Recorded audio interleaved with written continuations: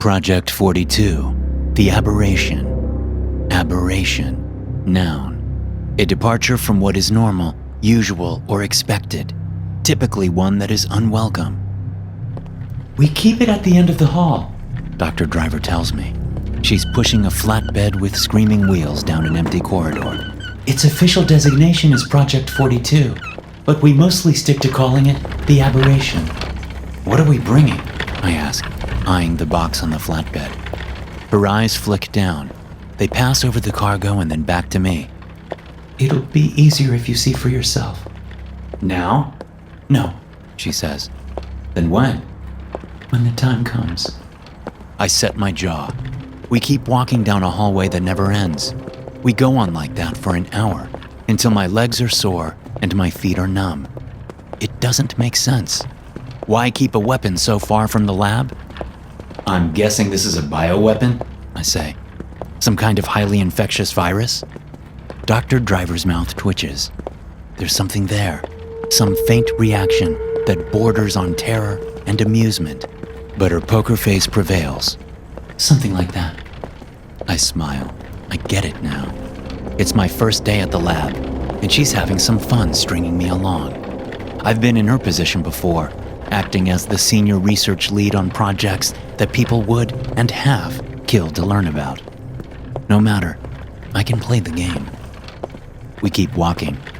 Lights hum above us, flickering to life as we pass beneath them before dying as we leave their halo.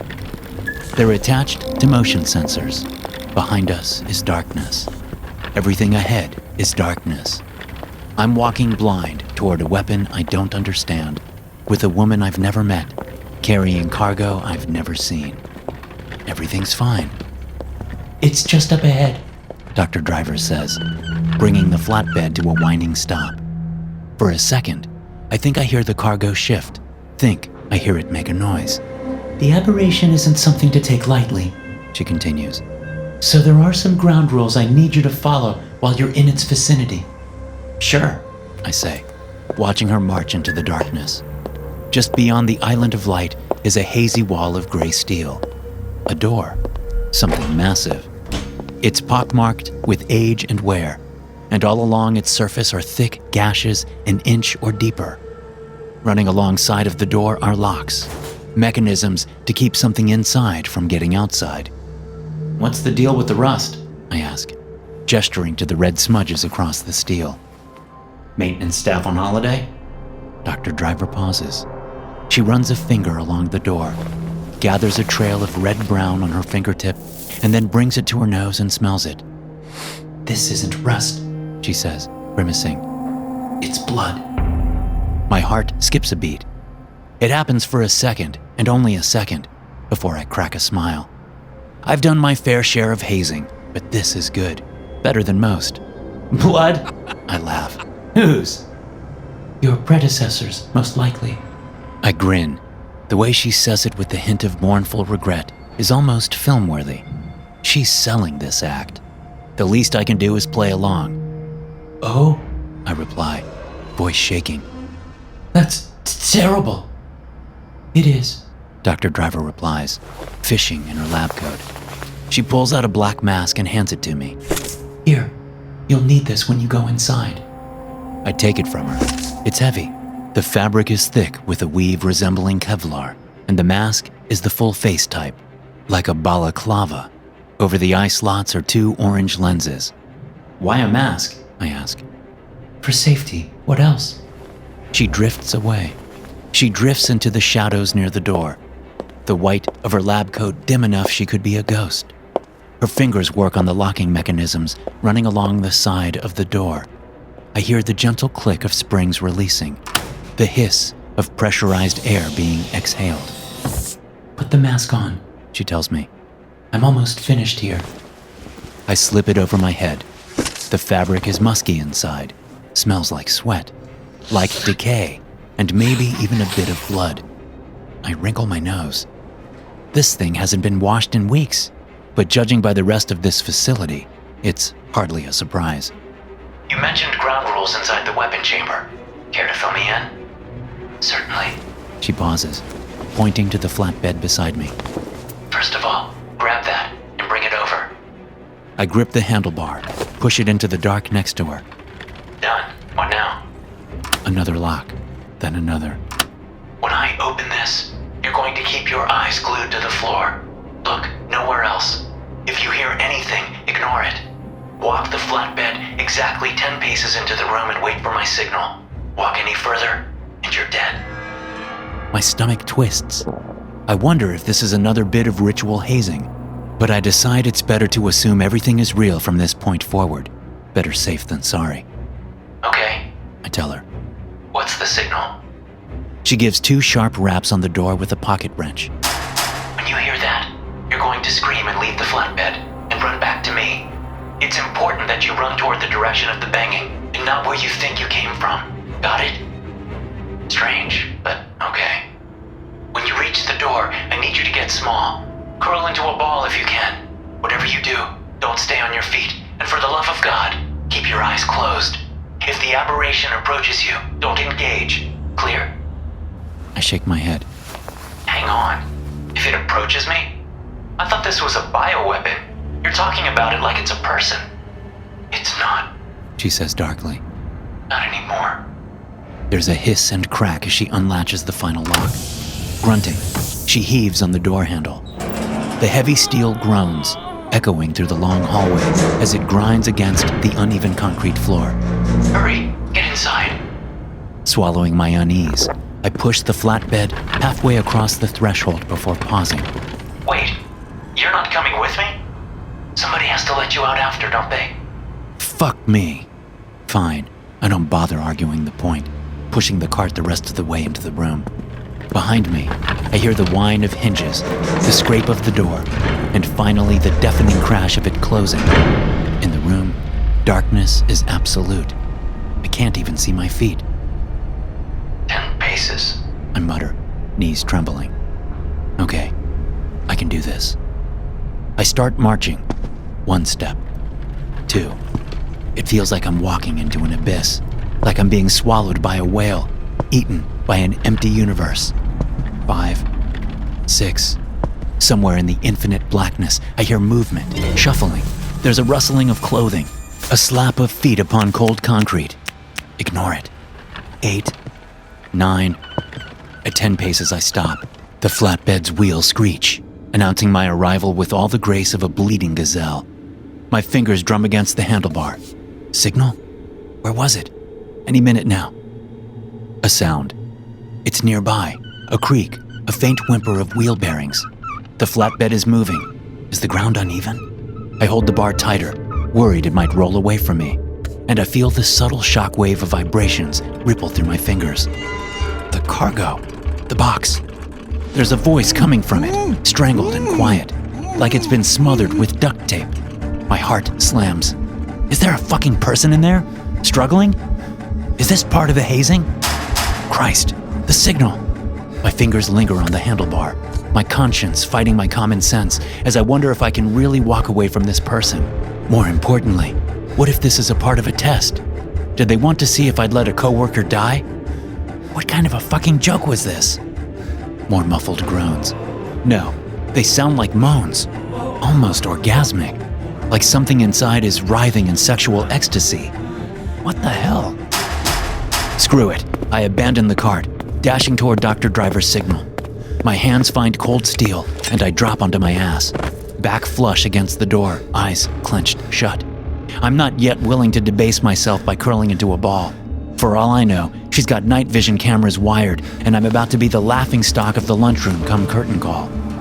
Breathing. I hear breathing in the dark. It's paired with footsteps, heavy, slapping footsteps like bare skin on concrete. They're getting closer. They pause near the flatbed, and they start sniffing. Then I hear the crunch of wood. I hear the squeal of those shitty wheels and a rip of something that sounds like duct tape. Oh, my savior, it's you. It's truly you. The words become a slurring groan. They drift on, lost in a cacophony of wet ripping, like skin being split open, like bones being cracked apart. I hear something slurp. I hear the sounds of a man gasping, wheezing as something makes his lungs its plaything. I don't even realize I've done it, but I've shrunk into a ball. a trembling, shaking ball on the dirty floor, and I'm wondering how this can all be a prank, a hazing ritual. It's too sophisticated. I grew up the son of a butcher, and I know the sound of raw meat striking the floor, and I know that's what I'm listening to. Things falling out of a person. Intestines, maybe. Then, silence. There's nothing left to hear. Nothing left to listen to but the thump of my pounding heart. Damp. It's damp between my legs, and I can't even smell the piss because my nostrils are full with the scent of blood. Oh God, I think. Oh God, oh fuck, where did it go? It answers. A voice in the dark, slathered in genocide and agony. It slithers into my ear like a millipede, chews through my skull and into my mind. I feel its feet. They're running inside of me, skittering across my thoughts like tiny razors cutting my consciousness into ribbons. You never screamed, it says. My stomach twists into a knot. It's right. Dr. Driver told me to scream when I heard her signal, and I completely forgot because it was absolutely insane and didn't even approach the realm of making sense. No, but... I start to speak, and like a knife in my spleen, I'm reminded of another no-no. Don't engage with the aberration. Whatever you do, don't engage. I clamp my mouth shut. I keep my eyes closed. I lay there whimpering like a caught rabbit, praying this monster, this so-called weapon, isn't in the mood for seconds. Do you know why she asks them to scream? The voice says, casually. It's because it triggers my prey instinct. When I hear the sound of screams, I can't help but sink my teeth in. I swallow. My face is wet beneath the mask, soaked through with tears. In the dark, I hear that thing start moving. I hear its footsteps smacking the concrete. I hear it coming for me. The aberration. She sent you here to die, you know. She sends them all to die. I shrink, praying if I can just make myself small enough, it'll leave me alone. It's the way she's always been. The aberration rasps, its voice next to me now. My evil bitch of a mother. Mother? Did I hear that right? There's pressure on my mask. A finger, I think. Long, skeletal.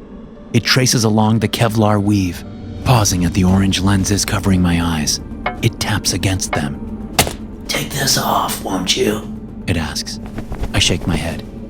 Laughter, cold, empty, and endless. It fills the room. It fills the whole damn world, and it makes me want to turn myself inside out.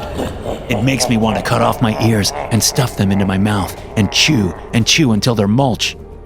No, you're too afraid for that. It whispers. Much too afraid. A rustle of fabric, the shifting of air. It's standing up now, and somehow I can feel the weight of its shadow fall across me, the pull of it, like it has its own strange gravity. My mother only sends the cowards. She knows they're more malleable, more pliable, and twistable to her awful machinations. Mother. It keeps saying mother. Earlier, I asked Dr. Driver if this thing was a person, and she told me it hadn't been for a long time. Was the aberration her son? Truly? I want to ask it. I want so desperately to know, but after seeing what it did to the man in the box, I don't dare say a word. Answer me, it hisses. I stay quiet.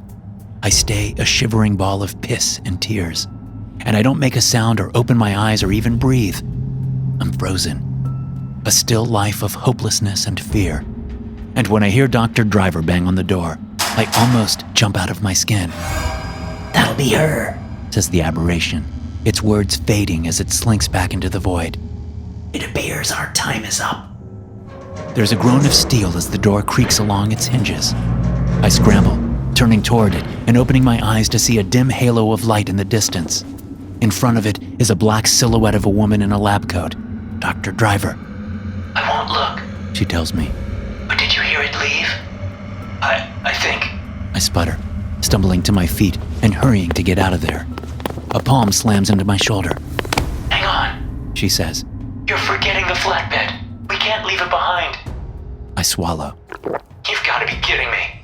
Just be quick about it, she snaps. I turn, dash into the room and grip the handles of the flatbed. And as I do, I realize I fucked up for the umpteenth time on my first day. I didn't bother closing my eyes. How could I? I needed to see the damn flatbed, and yet, there it is, in the dark. A tall shape, skeletal, its skin taut to its scarecrow frame and its jagged teeth a crimson red, while its hollowed-out eyes bleed dark bile. It doesn't say a word to me. It doesn't need to. It simply waves a hand like a rake. I said be quick. Dr. Driver snaps. It could still be close by. I snatch the flatbed and wheel it back through the door. She slams it shut with the final mechanical groan. How did it go? She asks, getting started on the locks. How did it go? I sputter, ripping off my mask. There was a fucking person in the box! Yes, you understand why I didn't want to show you earlier. She finishes with the last of the latches. Come along. We've got a ways to go before we're back at the lab. I push the flatbed. As we pass from the shadow of the doorway and into the dim lights, my stomach twists and vomit fills my mouth. I keel over, hand against the concrete wall and heave it onto the floor. Finished? Dr. Driver asks. I gasp, wiping my lips with my sleeve, looking back to the flatbed in the corridor light. The wooden box is no more. It's a scatter of splinters, but its contents are clearly visible, or whatever's left of them. There's a man's face on the cart. It's caved in, the jaw shattered and the skull split open. Pieces of his brain are oozing onto the floor. His heart is sitting inside his split open rib cage, leaking red through serrated teeth marks. Jesus Christ, I mutter, looking away from him. what is this place? This lab? Unnecessary evil.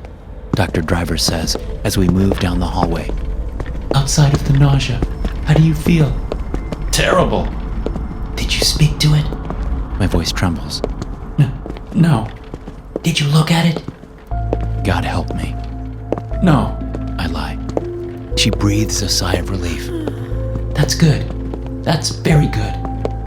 Hypothetically, I say, trying to keep my voice even. What if I had looked at it? What would happen to me? The same thing that happened to Rico. She says. You'd become ill. Soon after, you'd die. Rico? She sighs and reaches up to her face. She pulls off her glasses and wipes a tear. Apologies. Rico was a friend of mine. Talking about him isn't easy. I think I'm owed some details. Yes, I suppose you are. Dr. Driver takes a shuddering breath, then begins. The Aberration. It's a curious weapon. A problematic one. So far, we've been unable to wield it with any degree of control. Why? I ask. Because it isn't straightforward. It isn't a physical force. It's much closer to a virus. It infects people. It leaks into their thoughts, begins to burrow into their minds, poisoning them and comprising their survival instincts. A shiver runs through me. Then that's what happened to Rico? She nods solemnly. Yes, he looked at it. The aberration, I mean. The lenses fitted to the masks are made to provide protection, but the protection is sparing. A glimpse and you'll be fine, but to stare into it, to truly look upon that monster. Dr. Driver shakes her head. There's no helping it. Rico made a mistake, a fatal one. Soon after his experience, he began to deteriorate. He became drawn toward the aberration. As if caught up in its gravity, he wished to visit it again and again. We locked him up for his own safety. Soon, though, he began harming himself, inching closer to suicide. He had a single demand. What was it? I croak. To see the aberration again. She says simply. Rico desperately pleaded with us. He wanted nothing more than to lay eyes on the monster one final time. Nothing more than to be pulled back into its dark embrace. Did he ever recover from that compulsion? No. Dr. Driver mutters, laughing darkly. The effects of the aberration aren't akin to drug addiction. They're an illness. Terminal. The reason the monster is so effective as a weapon and so terrifying is that it has a mortality rate that could make rabies envious. She pauses, narrowing her eyes at me, studying me. Are you feeling all right? You look a touch pale. I'm fine. I say quickly. I've never seen this much blood. Her mouth becomes a thin line. Understandable. The first encounter is always a traumatizing experience. You have my apologies for that. My hands tighten around the handlebars. knuckles turning white. So what happened to him? I ask. To Rico? Dr. Driver nods at the flatbed. She nods at the half-eaten face, the scatter of intestines, the split-open rib cage, and brain matter tumbling onto the concrete floor. She nods at all of that, and then she tells me, You're looking at him.